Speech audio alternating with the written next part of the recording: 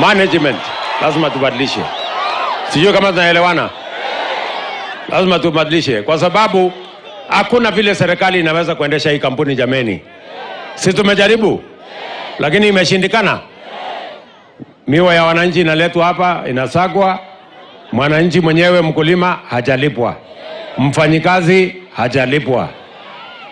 Sukari imeuzwa. Sasa mnaona hiyo plan iko kombo. Hata mwenye elimu kidogo anajua kitu inaitwa DR.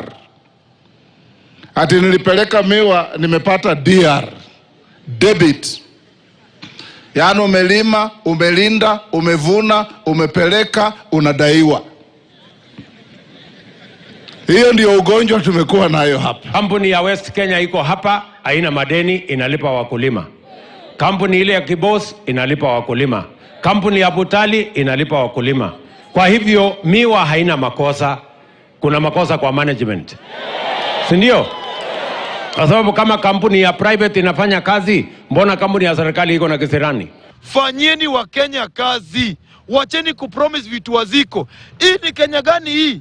Ambayo muhindi ambayo wako na pesa anashikwa kama kuku. Inamaanisha wako na haja na hiyo Sony Sugar, wako na haja na Mumias, wako na haja na Moroni. Kila wakati huyu jamaa anakuja hii eneo letu, lazima asumbue viongozi. Biashara gani wewe unafanya na Raila Amolo Odinga? Na mimi nilisema sifanye biashara na Raila, tunafanya siasa. Wakati alikuja Vihiga County, wakatafuta mimi, wakataka kunishika, lakini mimi ni Mwangilikana, mimi uomba. Walikuja kunishika, nilipita hapo, hawakuniona. What we cannot accept, because it is unconstitutional, it is undemocratic, it is unpatriotic, it is against the rule of law, is violence in our politics. Serikali yetu kuu na chama cha upinzani waweze kushikana jinsi vile makanisa yanavyoshikana ili wakaweze kuleta amani katika nchi hii. Hakuna siku mashindano inasaidia. Tushindane na akili, tushindane na mawazo, tushindane na sera. If you have a better idea, sell it to the people of Kenya. If you have a better program, sell it to the people of Kenya. Watu wa Kenya ni werevu, they will differentiate between a good and a bad idea. Teachers have secured, 1, an increase in basic salary of up to 9.5%. Some monetary components has been witnessed and confirmed in what we have signed today. The new salary structure shall be implemented immediately in the August payroll and arrears backdated to 1st July 2023. We assure our teachers that they will get their pay by the end of this month. Over and above the salary reviews, COPET has secured the promotion of nearly 50,000 teachers this financial year. This is monumental because it has never happened before.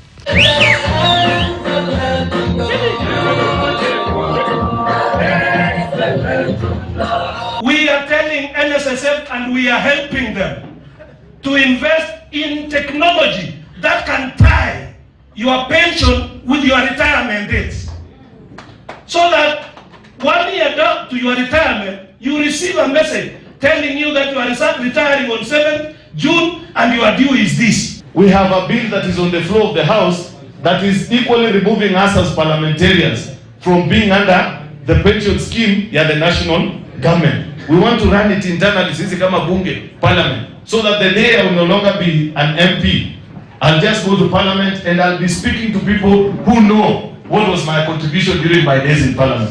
Ni lazima mushikilie hiyo agenda ya president ya climate change kwa muhimu sana, kwa sababu dunia inaharibika kwa sababu watu wameng'oa misitu, wameharibu.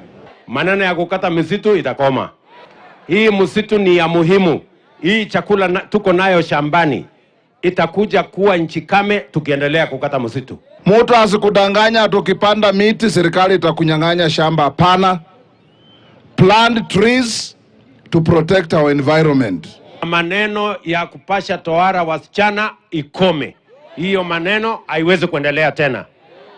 Nimesema wasichana wetu wa Mount Elgon, ile maneno ya zamani ya kutairisha wasichana tuwachane naye. Hawa wasichana ni wakwenda shule. Haja yangu ni kuona Mkenya mwingine ameinuka, na mtoto wa tajiri, mtoto wa maskini akiingia darasani, they are taught the same things. We intend to take a very big number of students and pupils back to school, and as matatu owners, we don't intend to hike the prices. Bei hatuwezi ongeza, ni pia wazazi hawana pesa, na vile tumefinyirika hata juu ya mafuta huwezi ongeza nauli.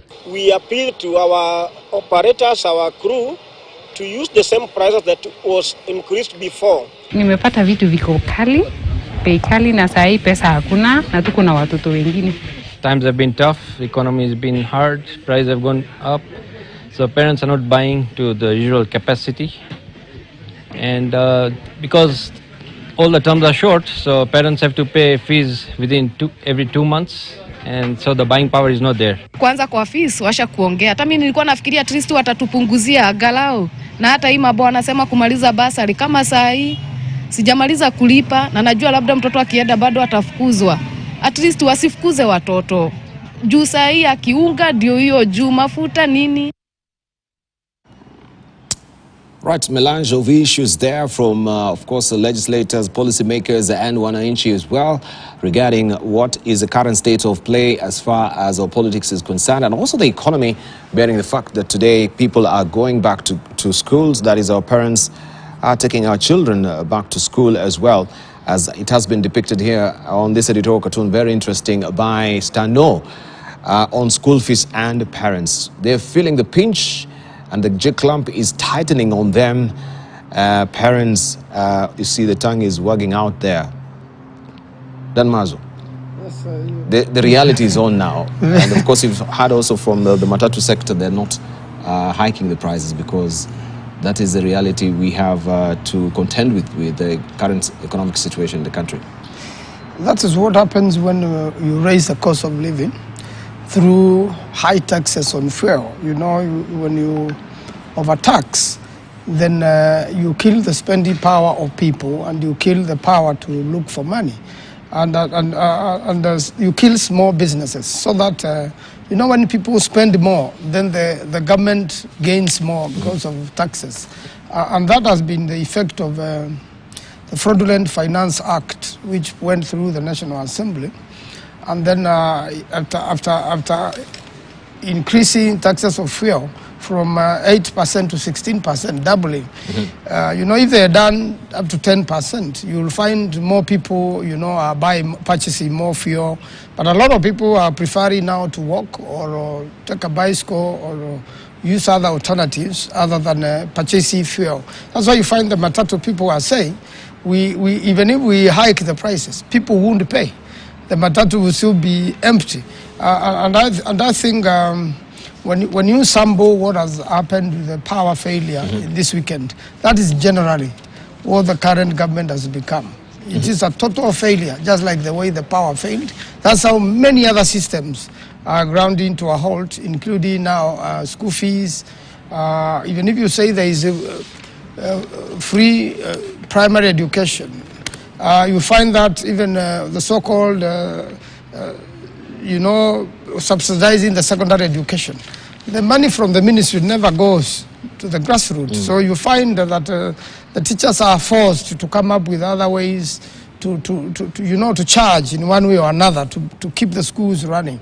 And this goes really into cost of living. It goes to what is happening to the parents. Every parent is feeling the pinch.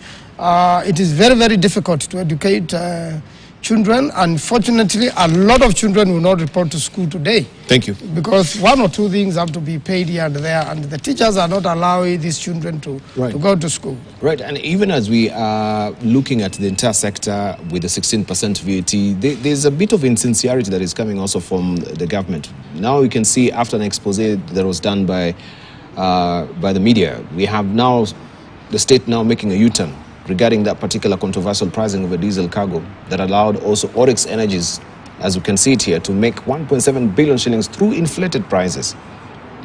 And we've had all these issues being raised by the marketers, oil marketers as well, on the sincerity of it. A big disadvantage to our country, especially right now when we are really suffering as a nation because of the high cost of living. This is bound to make everything really go up. So even if there is sincerity in Kenyans that they want to make a genuine living, and then there is insincerity coming from, the government side, especially with the deals that are being made in the oil sector, the government-to-government deals that were meant to cushion Kenyans because also of the rising dollars. That has not really come home to be of any exceedingly beneficial effect to the economy. What would you say, Danson Watana? Well, I think it's unfair to say that the problems facing parents whenever they are taking children to school is connected to what my colleague is calling Fraudulent Finance Act. First of all, this is not a fraudulent act. It passed through the proper processes. Through fraud. And it is not through fraud, because you know what fraud is. You are a lawyer, you know what the definition of fraud is. It cannot cover a proper process that has been undertaken. So we know that every time, and it's not the first time, that every time it is back to school, the media will run a story about parents not being able to afford books, textbooks, school equipment, school uniform, parents not being able to afford school fees. It is not something new that we are hearing in this Ruto administration, and it's unfair to try and say that this is a new problem that the new government has created. I think we need to accept that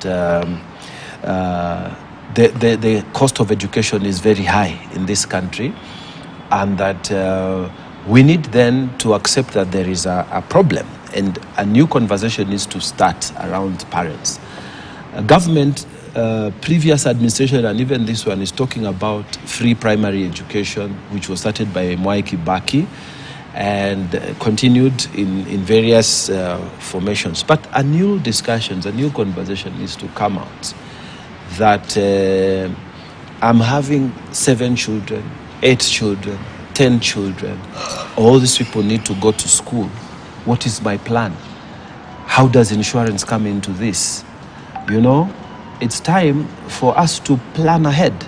There's need for us as a country to have discussion about insurance. When your baby is born, you're going to have that baby for the next 20 years until they go to college or they go to TVET or wherever. So what is your plan?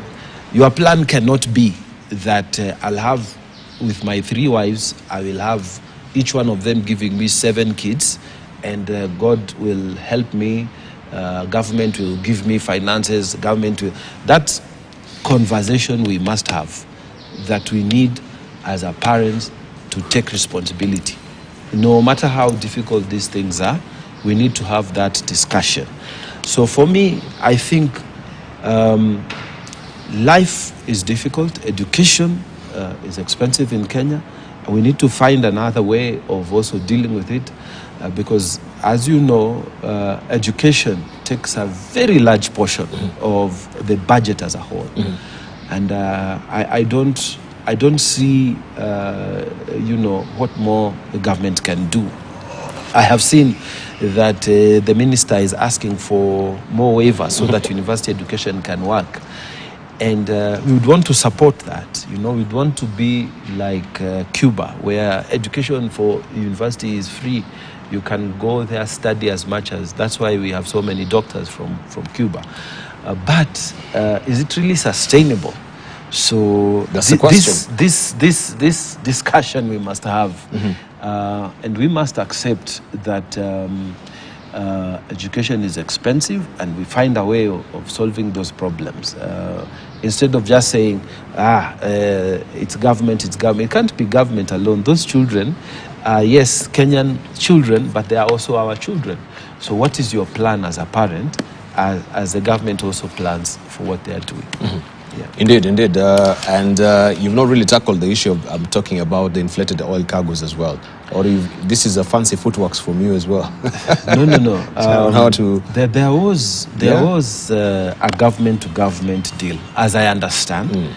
That government was going to get some accommodation in terms of payment, so that it's not cash to cash as it was before, and that the squeeze on the dollar would reduce and therefore make the dollar more available.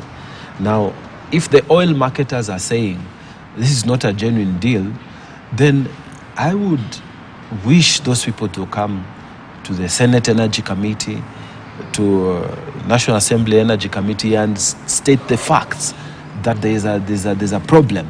Because as an oil marketer alone, you can't tackle government. But this constitution has created an arm of government that tackles those kind of problems. And you don't have to wait to be called. You can actually approach the Senate Energy Committee, the National Assembly Energy Committee, tell them this is the problem, and the minister will be summoned to come and explain. But from where I stand, I believe that the government-to-government program is still going on, and the idea was to buy time so that there is a credit facility. Instead of paying dollar to cash on dollar, we were supposed to give time to accommodate so that there's not too much squeeze on the dollar. So, but if the oil marketers are saying there's something vitally different kwa ground, then they need to come to the correct arm of government so that we can tackle this issue head on. Right. Let's hear from you as well regarding this. In light of what the country is going through, as I had the question before, are there people also who are really gaming the system to make advantage out of the whole scenario? Precisely, that is what is happening. You see, earlier on, you know, what was done by previous government was criticized. And ordinarily, you know, government does not do business. So when you say you have a deal, which all of a sudden changes, it means somebody has not taken time to study and get proper advice, you know, from experts to be able to make a proper decision for the country. And this is a part of the mismanagement of the country, you know, lack of proper consultation, and again, fraudulent people getting in so that they make a kill out of it, business people. At the moment it is discovered, then there is a reversal. I think the country has to be consistent in what it is doing. There are international standards on how to conduct business. They know the best way forward. So it cannot be ad hoc decisions. And the president and his deputy are very quick to announce, you know, these things. Then all of a sudden they go wrong and they are withdrawn. You cannot really run a country on ad hoc decisions. There must be some consistency of some sort. You know, the people in charge of managing these affairs, and again it goes back to the same minister for energy. There must be consistency so that the country is stable and is predictable. So I believe something has to be done urgently and from the top, so that you don't make announcements which cause confusion and end up misleading Kenyans and end up obviously looking that you are mismanaging the country and especially the energy sector. It must be consistency, it must show knowledge, and whoever is advising the government must truly be, you know, seized of the matter and with the proper experience. And we have a lot of Kenyans who are qualified to do this. Yes. All right. First of all, let's just gravitate deeper and ask the question, especially in regard to bailing out, because we've been having the bailout now. For the CS is asking for the varsities, bailing out from the sugar millers. We see the president decrying the current state of affairs, especially where the sugar industry is concerned, and bailing out also of Kenya Airways. The government was very categorical that they are not going to be giving a bailout anymore to Kenya Airways from the end of this year. But still we can say an eye-popping figure. We had 61 billion shillings, we have 171 billion shillings, bailout. I think we are sending also a very wrong signal to some of the leaders of these organizations that once we maybe subject this particular organization, we run it down, the government will come to save us at the end of the day. What sort of culture are we inculcating, that we're always coming with a pail in hand to be bailed out? Because we've just run this particular organization deliberately down to be sold for a song or seek for a bailout. Danso Mugatana, do you think this is a way to go? No. And even if we're talking about 61 billion shillings, so we just let it, all that money that someone is supposed to be accounting for, that has been picked by the Auditor General, go down the tube without any accountability. Some people have actually to be put and subjected to some sort of, audits and be accountable for how this money was lost, regardless of who was there as a Vice Chancellor or who was there as a MD. I need to agree with you on that. And for me, the leadership of the opposition, to me, is failing the country. It's failing the country. Is really failing the country, because these are the issues that honorable members who are sitting on the other side should be conversing. I have argued before that a loyal opposition is critical for the development and the good governance of this nation. And a loyal opposition, like we have in Britain, it is loyal to the king, it is loyal to the state. And in Kenya here, it is loyal to the republic, which means they may not agree with what the government is doing, but they will be loyal to the republic, which means they come out and say, look, these bailouts are wrong, this is wrong, this is wrong. It is not the work, this is not just the work of the media. The media can highlight, but the people who can actually access government files, do the actual work, are the people who have been elected and they are sitting on the opposition. Having said that, I want to join you in saying that it is wrong. It is simply wrong. And I will take the example of Kenya Airways, that it has been a bailout after bailout after bailout. And so is Mumias as well. You don't hear people, being surcharged. You don't hear people, being held accountable. So everyone assumes that it's a position where I'm coming and I'm going to make money, and after my contract I will walk out and nothing happens to me. And they take advantage, I agree with you, because some of these organizations, they are also reflecting on how our country is viewed abroad. Taking down Kenya Airways, for example, from the skies would hit Kenya under the belly, because for those of us who travel a lot around the continent of Africa, Kenya Airways is a very important connectivity vehicle. Many people would come from Central Africa, from West Africa, come to Nairobi and connect. And it's Kenya Airways. And it is the one that people know.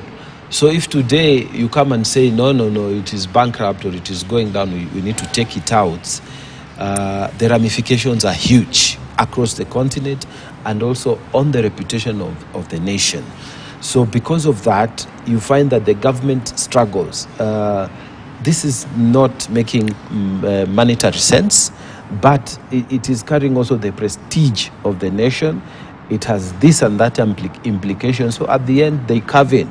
Even after making very bold statements that we will not finance, we will not bail out, they then cave in. And it is sad, but it is something that is informed by what those organizations represent for this country. And it's a very painful thing. It's like you're paying for your reputation by blood. That you need the country to look good. You need the nation to. So I don't know. The end of it, at the end, we will need to bite the bullet. I think at the end, some of these parastatals need to be put down, and the new ones that are performing financially come up. But this must be done in such a way that the Kenyan people are carried when these tough decisions are being made. But continuing this way, it becomes a continual drain on the economy. Right. You wouldn't expect a monopoly like Kenya Power also to be bailed out by the government. We'll wonder why it's being bailed out on this particular note and why it should be in the plan as well. So my question would be again to you, because we can see also the issue of now where the president is wading into the sugar wars, according to the Standard this morning. the fact that he is also inclined to wonder why are the private sector of the sugar industry making money while the government side seems to be limping and woefully inadequate even to just operate its own farms. That's the question of the day. And then here again, we come and say now we need to be bailing out these sugar millers. We pay 171 billion shillings. And then there's no accountability on what is really happening with the sugar millers. I think as you're being challenged by Senator Mungatana here, you as opposition, this is what actually you should be navel-gazing on and trying to find out what is really happening in the sector. The government has made a U-turn that they will not really privatize these institutions. Of course, there was hue and cry, but we've been crying a lot on why the sugar industry is not stable and farmers are getting affected. Issues to do with poaching, issues of what they're calling out, they should diversify. Because even at the end of the day, sugar itself is just the end product. But the opposition should pick up this tab. Yes, I want to say first of all... First of all, do you agree with this development that is happening with the maybe the better question will be, what is your assessment, first of all, on the abduction of rye, the sugar industry, and where we are at in the current state of play? It seems abduction is the new style of arrests in this country. Ordinarily, when there were news of abduction, you thought there were, criminal gangs, probably business competitors and such people having taken, this person into abduction. I believe if that being a new style of arrest is one of the unconstitutional things the government is doing. And you see the opposition in this country has tried to do its job best, but the thinking of the likes of the deputy president is that everybody should join government. And that's why they poached members of parliament.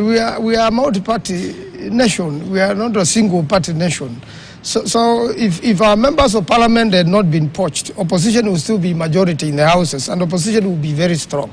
So these fraudulent activities of us and corruption of buying the opposition, then weakening it, and then go on to make decisions which should be thoroughly challenged by the opposition.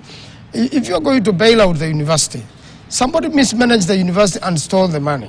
Somebody mismanaged the sugar industry and stole the money. Somebody mismanaged Kenya Airways and stole the money. And you know where all the thieves are. You know who are stealing. And even the agriculture sector. The president was one of the longest serving ministers of agriculture at a critical moment and knows sugar and its cartels better than anybody else in this country. So to turn around and frustrate Rai and even intimidate him, abduct, and then say, we are going to take you back to India, we don't even want the court cases, you should allow judiciary to do its job. And then see the verdicts. But also get ESCC stronger and get the prosecuting arms of this country stronger. They feel free to prosecute people who have stolen in this country. So if Rai has stolen, he should go through prosecution, he should go to jail, and the government should recover from, his wealth, what he has stolen from Kenyans. And that's a true process. You must be taken through a process, and then everybody will be scared of stealing in future. So you cannot mismanage agriculture and then turn around and issue declarations on the roadsides. We are seeing more of 2027 presidential campaigns other than working for the people of Kenya. So all these bailouts, they know where the problem is. Kenya Airways is a very important carrier in Africa and in the world. It already brands the government of Kenya. It brands the people of Kenya. It has been, the government has invested too much in it. It's the biggest shareholder in Kenya Airways. So you cannot pull out the government out of this. But the bailouts have to stop. How do you stop this? Begin with correcting the corruption, which is, taking monies away from these sectors, and then deal with it so that the taxes are not going to the wrong place. Instead of developing the nation, you can see all those billions, how much water they can give to people who will promote agriculture, how much, roads you can build, with this money going to corruption. Now, the biggest problem in Kenya is corruption, which has been, in the past been promoted by the current rulers of the country. They are the biggest culprits of corruption. And Kenyans now need to be more aware and to be careful, to look at the lies politicians are telling, so that in the next time you are voting, you don't vote with your tribe. You now vote with your conscience and vote out the thieves, vote out the mismanagers of a nation, vote out the corrupt, vote out the people who have mishandled the economy of the country, who have enriched themselves unfairly, and now they turn around to kidnap those who they have been eating with. I think it's most unfortunate, and it is a time now we managed our institutions professionally. The universities should be managed professionally. The sugar industry should be managed professionally. The oil industry, the energy, all that, is getting the wrong people into power and weakening the opposition day in, day out, so that we have like a one-party system where everybody has to sing the song of But the tap Rigathi. stops with you, the legislators, because now this issue will come to your table at the end of the day, seeking out a bailout, as they're saying. We have Machogu asking you. But what are some of the probing questions you should be asking the Cabinet Secretary regarding the bailout? If you want 61 billion shillings, well, it just doesn't come that easy. You need also to be accountable on how you, first of all, got into that for us financially, that you need the 61 billion shillings. For every institution, this is what we need to know, so that in this country, we are holding accountable people who are holding these offices. If you are appointed as a Vice-Chancellor, you know you have the honors to keep the university afloat, and everything that is rising and falling with the university stands with you. Now, it would be now the CS picking up the tab for these Vice-Chancellors and seeking 61 billion shillings. What are some of the salient questions you'll ask them? Well, I think going forward, I would want to suggest that some of this performance contracting that the vice chancellors, even the ministers, they make, should include a clause that exposes them personally to financial misadventure within the organization they are taking over. So you accept to run the company or the organization, but you are also penning down to say that if these losses occur, I will bear 10%, then people will be very serious. But if you sign just an ordinary contract and people walk in and walk out of government organizations, these things may never change. So at the end of it, I think you'll want to consider the kind of contracts, some of these big positions, what kind of contracts they hold, but also some of the questions that need to come out during the questioning when they come to committees. When did the rot begin? There's a lot that needs to come out. But going back, sometimes court cases are also used to the advantage of people who are actually mismanaging the organizations. And a good example is what is happening in the Western. When the president was talking about that issue, some people have misunderstood that statement to mean that he is trying to interfere even with the judiciary. He is not. What the president is asking is that, look, government wants to solve these problems, but this problem cannot be solved if you people are still having court cases. So can you withdraw these cases so that when we come in, we resolve the issues? And I think it should be taken in that spirit, because there's a lot of problems there. And it is not, the cases have been there, they've not been able to solve them. So can you withdraw these cases so that we sit down and discuss these matters? Allow government to do something for the people. I think if it is understood in that spirit, then we are moving forward. The earlier way of sorting out the issue through the courts has not worked. So remove these matters out and let us come in, sit down, let us reason together, let us resolve the issues that are in that in that company. But I think that's the way that but it we need to should go. interrogate also, Yeah. because if it's a court case, Yeah. it's an aggrieved person, Yeah. who maybe has lodged against the government, Correct. isn't it? So it is not within the preserve of the president to come and tell any person who has lodged a complaint or has petitioned, filed a case in the courts to withdraw. Look, because it sounds a bit like the president is a bit overbearing on that, even just hearing and analyzing his tone and tenor on this as well. If Manzo may just try and analyze from what the president was saying yesterday, even looking at the way he was saying, of course, this is not allowed here, you'll go back to India, or if not back to India, you cannot even go to heaven. I mean, how am I supposed to... No. First of all, let's just try and interpret. How am I supposed to interpret that? If I'm a bona fide born Kenyan Indian here, and I hear the president tripping off his tongue such statements, I mean, where does it place me? Because he's not just speaking about Rai, just a moment, he's not speaking just about Rai, but we have a whole constituent of Indians in this country. No, he didn't say go back to India. He just say you go out of the country, you go out of Kenya. This is what go out he of just Kenya. say you go out of Kenya. He didn't say go back to India. We need everyone in this country. But there was going to heaven as well. That one going to heaven. I think we need to interpret going to heaven. Or is it going to hell? No, if you say going to hell, that's bad. But if you say go to heaven, you need to interpret that. You need to look at it. Or even going to heaven. And especially having been kidnapped. And especially having been kidnapped. No. And you are alive at the issue of the kidnapping, it is good for us to look at the facts. And I think the press got the facts right. They said unknown people. So let us not put it on the government. And then number two, we need to interrogate the fact that the owner of the person who has had that bad experience has not given a statement, including his lawyer, Kelukumi, has not come out to say that there was an abduction and this is what my client went through. He's just saying that he's safe.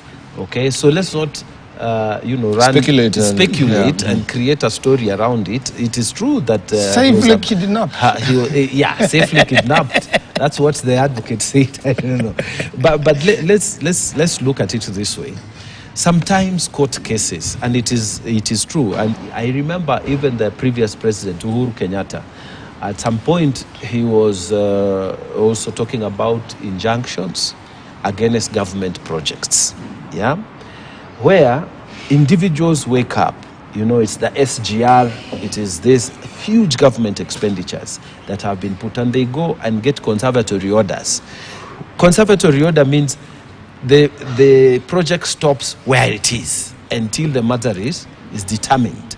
Now, the president at that time was raising the issue and putting it before the public that there is so many billions that are held up because of court orders. So, in other words, he was saying in a roundabout way that please help us in this. Don't issue conservatory orders just like that. Now, what President Ruto now is also saying is that we want to fix this problem in this company. But there are orders. We are asking, in fact, he's not even addressing the judiciary. He's addressing the people who went to court. I don't think the government is in it. I think it is individuals who are in it. So he's telling them, if these court orders can ease the way, we will have a way of resolving these matters. He is not saying, I'm ordering you. He's saying, remove the court cases and allow us to resolve the matter. And I think if we understand it in that spirit, then there is a solution in sight. Mm-hmm. All right, so I don't know in what spirit you've understood it. Well, you see, there is what we call alternative dispute resolution. Parties in a case can sit down, can even be arbitrated, and then it moves the court matter faster than usual. And court cases are delayed partly by the lawyers, partly by the parties, and partly by the judiciary itself. Because you may fix a matter for hearing, then that particular day, for a reason or another, the judge is not around or has traveled or has attended some official function, and it is forced to be, postponed, or even the day may become a public holiday, then, if you adjourn that particular day, it takes another year to fix a hearing. But at the same time, the issues can be sorted out by the parties, alternative dispute resolution, which is there. But unfortunately, the way the president put it, it was dictatorial. It was like, withdraw these cases, He did not pay caution into delving into matters, independence with the judiciary. You see, you have to be cautious of that matter. If a judge is handling, and there is an interference from the executive, you threaten and you scare, their own regime. And therefore, it is good to suggest in a positive way alternative dispute resolution. And then the parties are moved. Probably even the president should have a meeting with the parties involved, go through the issues, and get the matter sorted out, if not by arbitrators, by the courts, so that it has deadlines, it has limits, so that we can know where the problem is. And the main idea is, to get whoever has lost. If it is the government which has lost, then it should be given back its share. The people should get back their share. But the situation we are in, you have a farmer who has land, who has farm input. They farm sugarcane. Then it is transported. And then it is milled. And then the farmer is said pay more. He's told to pay more, and he's owed and owed, and obviously somebody has stolen that money. It's a criminal issue. That person should be prosecuted and jailed. And then the necessary mechanism taken to make sure that the state and the people recover what has been stolen from them. So we must stop this corruption. We must stop stealing from the public coffers, enriching ourselves unfairly against the people. That's where the problem is, and I think that's what the president should address, and seriously do so. But then, he has been a manager of the agriculture sector, the sugar industry. He knows it so well. He knows all the cartels. He knows where they are. I think it's a matter which can be sorted out if there is goodwill. Right. So what surprises us is the fact that we have the sugar sector, which is ailing, clammy fingers of corruption, bringing down the sector. You come to the immigration department, the CS says, oh, this is a crime scene. We come to the oil sector as well. Power, we're still in the same melee, so to speak. But the question is, we've had the deputy president also speaking and saying, we know these state captures. We know these cartels. And when we come to power, we will list up all these cartels and expose them. Isn't this the time to expose them? Why would a CS come and tell us that this is a crime scene? Why can't you expose the cartels, as you said? You promised Kenyans you will know who are these state captures, as they were putting it. Or was it state capture? It was a state capture. So who are the captors? This is the questions we want to know. So if they see us, who we have given that responsibility to be the man, the last man to tell us what is under his leadership, what is ailing immigration, coming to a committee and telling them this is a crime scene. I mean, you're just reporting it's a crime scene. Then what? I mean, list up the captors we know. That's what should be happening. In fact, that should not be the honors of the opposition. The president or the deputy president should live up now to his words and make good of his promise. I wanted to just say this, that when a political leader or someone seeking public office is outside the public office, they don't know exactly what is inside. They can see the problem, but they don't know exactly what is inside. When they get inside, let me just finish that statement. When they get inside, you'll find yourself in a maze that may not be as easy to crush as you thought, okay? So that they are talking about it is a first step. That a minister has said this is a problem is a first step. That you have identified a disease is a first step. So for me, I want to join with all other Kenyans and say, now you have identified the disease, can you act expeditiously and do the medication so that something is done about the problem you have identified? It is not enough to tell us that this is the problem. You need to come up with a way that will resolve that problem. Exactly. So for me, I think it's not enough for the CS to say this is a crime scene. He should go ahead and tell us what is it that must be done to resolve that problem. And this is where I think, this is where I think opposition isn't doing its work properly. And I say this all the time because sometimes that cabinet secretary may have some information, and then he goes there, he finds that person is another big guy, who may have even political protection. The only people who can actually list those names, especially if they are politically sensitive, are people who are on this other side. People that may be difficult to deal with, officially.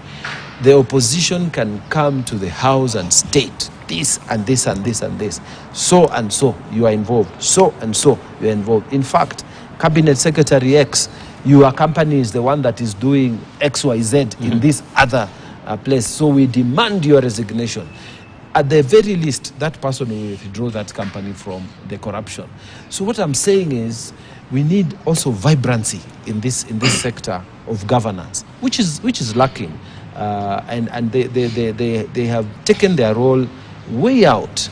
And I can tell you, there are many things that Honorable Manzo, if he came to the House, he can say that I wish I could say on the floor of the House, but because I'm on the other side, I can't say. But they have the latitudes to say them, you see. So I think this question needs to go hand in hand. The governance of this country is not only those who are in the offices. There are also those who are outside, but who are oversighting the offices that we have created. So I hope people are seeing, Kenyans are seeing, that there is a critical and an important role that opposition needs to play, which they are not doing so far. That cannot go unanswered. With these benevolent abductions, and then the opposition security has been withdrawn. First of all, you become threatened by the government as an individual, and then you have those who have been persuaded to abandon opposition while still in opposition and vote with government. So there are many other things the government has not allowed to take place. You have an intimidated opposition. The opposition is, I agree totally with Honorable Mugatana, this is what the opposition should be doing, and should be strongly doing so on the floor of the House. And when it comes to voting, it should show. Strong opposition is very important in the nation, and that strong opposition should not be sponsored by the government as they intend to do now with goodies to the opposition. We shall look at that, because does it call also for a constitutional moment? Should not be sponsored. Yeah. So you're reading mischief. Of course, a lot of mischief. So we need a strong opposition. We need freedom, and that's why it is very wrong to withdraw all the security of the opposition, intimidate them, threaten their own existence, threaten their lives, and you expect them to talk against government. I think we should allow, free, existence of the opposition, so that the opposition can check the government of the day. And the assumption in this country and the feeling the government want to market is that they must stay in power by force. They are not giving a chance to opposition. I can assure you, we can have free and fair elections in this country. You can have freedom to associate, to picket, to send a message. But when there is a picketing, there is a demonstration, there is Maandamano in Eldoret, the police doesn't go and interfere with Maandamano. I saw the people in Eldoret peacefully demonstrate, just like the people of Kisumu will do. But as soon as the people of Kisumu go to peacefully demonstrate, the police goes to cause violence. And when in Eldoret, they are allowed even to block the road. No, that can go unchallenged. You saw it. So we have double standards here. We have a government in power, which I'm really urging Kenyans to look how unfair this government in power is, how dictatorial it is, how, it is. You see, the president and his deputies should promote, peace in the country, should promote unity, should accept to be challenged. should accept to be corrected. But you cannot have double standards where if Maanzo tries, although I have not done maandamano yet, I try to organize peaceful demonstration, then I'm crushed. And when somebody else in Eldoret organizes peaceful demonstrations, they are aided or they are allowed. Now, let me say about the Eldoret demonstrations. People were carrying twigs. The statements were clear. So and so must pay back our money. They were talking about a specific thing. On the maandamanos that Honorable Manzo and his colleagues were organizing, they were in fact glorifying the night before that these are the stones we are going to use tomorrow. The next day, you know, people who are throwing stones and doing funny things on the road, burning tarmac, pulling down, you know, the roadside that we paid so much dearly for it to be created. The guardrails there. You know, the guardrails, those are the people that they are celebrating, you know. What kind of leadership is this? And they don't even have a petition to present to any person, any authority. They're just coming out to destroy property. That is not maandamano. The one in Eldoret, the one I've seen teachers do, the one I've seen nurses do, the one I've seen trade unions do, even other people, just students demonstrating. I've not seen them the night before arranging stones and saying tomorrow people will see. I've not seen videos circulating, people saying blood will flow and lambering blood and telling us they are going for maandamano. A maandamano which not even one petition has been taken, and there is no destination to which authority. They don't read this section 37. This is what I've said. And if they read, they don't ignore. They are ignoring that other part that is supposed to be peaceful, and we are supposed to carry a petition to an authority. They don't have any petitions, none. You know, they are just making noise, and they are not heading towards anywhere. Unlike the one that I saw yesterday. So let's not say this government is dictatorial or whatever because Eldoret was done, and when we are trying to do, it is not. I think that is unfair characterization, and it is marks of you know, tribalism in the politics of this country, which is wrong. Just one last point on that. You saw the maandamano in Ngoma. You have seen what has happened in France. You have seen what has happened in Israel. And even what has happened in UK and Australia, even in America. But now when members of parliament took Arambe Avenue carrying a petition, you know, elected people, decent, they were tear gassed very badly, and even bullets were used. Right. I think cartridges were found. I think we are past that junction so far, so we don't need to go back. That's why you have a special sitting today in Parliament, making sure that the bipartisan talks will end those sort of frustrations that you're talking about, that we don't have the freedom to demonstrate peacefully as you would, as enshrined also in the Constitution. We're coming up to a constitutional moment. It has been 13 years. This is the question everyone is asking: should we amend this Constitution? And in light of what we are discussing even today with the bipartisan talks, the special sitting in Parliament, that is in the Senate, will be broaching this issue to make sure that it is predicated in law, or on law, so to speak, if I'm using the right proposition there. But we want to interrogate, does it need a referendum? Right? We have John Wamboka, who is a member of Parliament of Bomola, who has come up with the Political Amendments Act 2011, that he wants to, the Political Parties Amendment Act 2011, he wants to make sure that this bipartisan talks, or the office of the opposition, as it is one of the items that will be a catnip issue that will be broached with the team, is predicated on law. Yesterday we teased this particular issue, but also the legislators were saying we don't need to actually have a referendum. We can actually just amend the law. But doesn't it also change the structure of the plenary when we have officially that particular office? And where is this money coming from? That's the biggest question, because it seems this is just a kitty that is coming from the Political Amendment or the Political Parties Act. That is the 0.3%. So